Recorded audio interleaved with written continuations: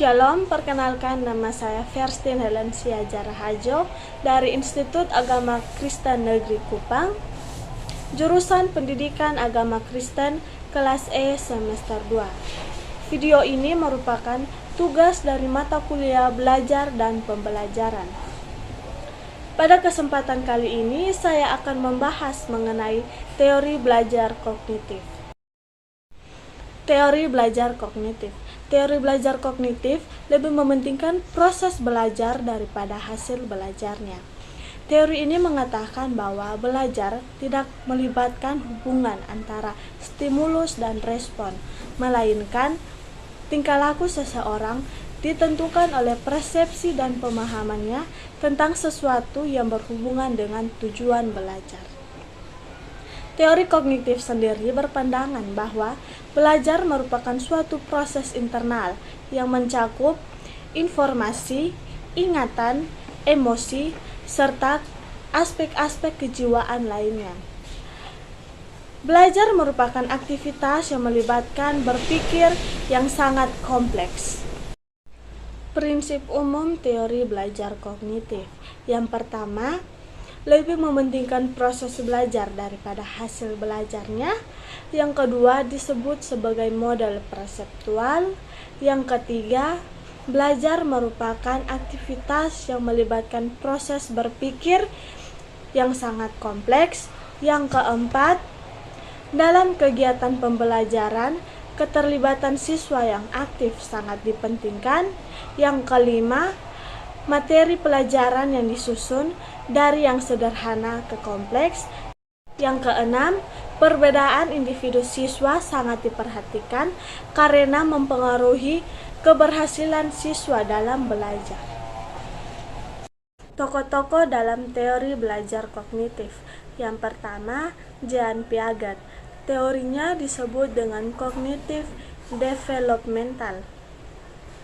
Piaget memandang bahwa proses berpikir sebagai aktivitas gradual dan fungsi intelektual dari konkret menuju abstrak.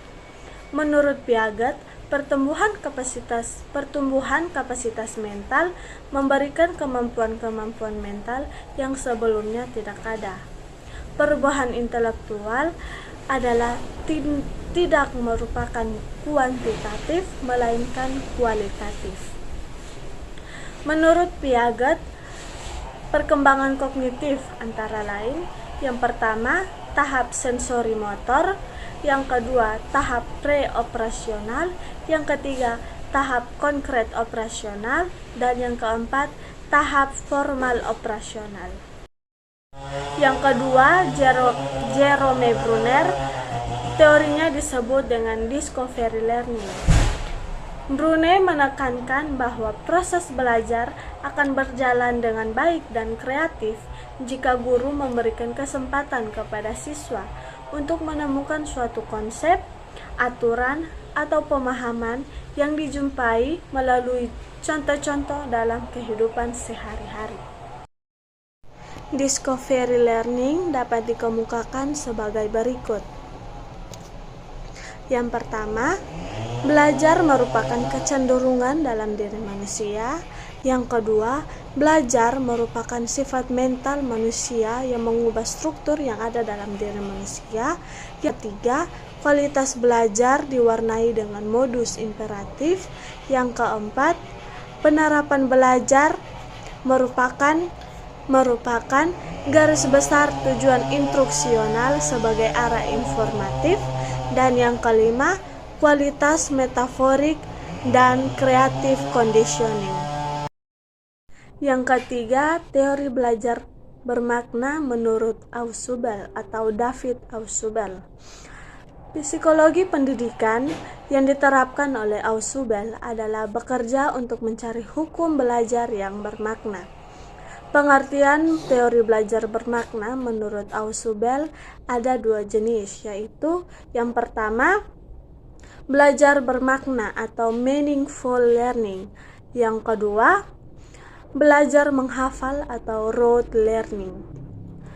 Belajar bermakna dikemukakan oleh Ausubel apabila informasi yang akan dibelajar oleh peserta yang akan dipelajari oleh peserta didik disusun sesuai dengan struktur kognitif yang dimiliki oleh peserta didik itu, sehingga peserta didik itu mampu mengaitkan informasi barunya dengan struktur kognitif yang dimilikinya.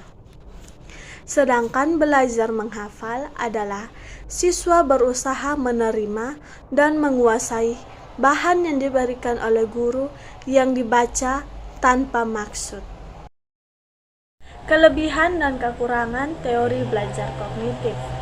Kelebihan teori belajar kognitif yang pertama, menjadikan siswa lebih kreatif dan mandiri, dan yang kedua, membantu siswa memahami bahan ajar dengan cara lebih mudah.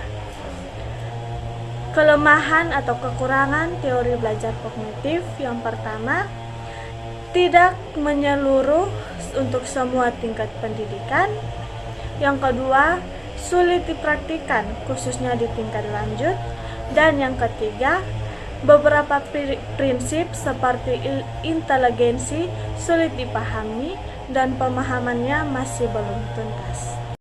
Sekian video penjelasan mengenai teori belajar kognitif. Kiranya video tersebut dapat bermanfaat bagi kita semua. Sekian dan terima kasih. Tuhan Yesus memberkati.